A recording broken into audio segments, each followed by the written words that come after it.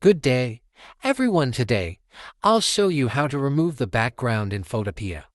Photopea is an excellent photo editor that allows you to import and export PSD files. I'll walk you through how to quickly remove the background in just a minute. Open any browser and type photopea.com. Click Start using Photopea. Drag any photo you want editing. Next step, go to Select and click on Remove BG. If you have a project open or a photo you want to edit, let's go to the Downloads folder.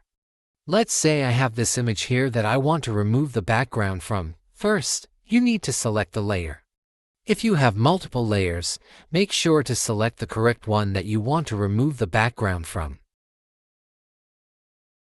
Now, at the very top, you'll find an option called Select. Click on it, and from the drop-down menu, choose Remove BG. Once you click on it, the background will be removed in about 2 to 3 seconds. You'll see that the background has been successfully removed. Now, you can simply go to File and choose to export your image as a PNG, PDF, or even save it as a PSD. Alright, that's how you can remove the background in Photopea. If you like this tutorial, please hit the like button and subscribe. Let me know in the comments if you have any more questions or if you'd like more tutorials on Photopea. Have a wonderful day.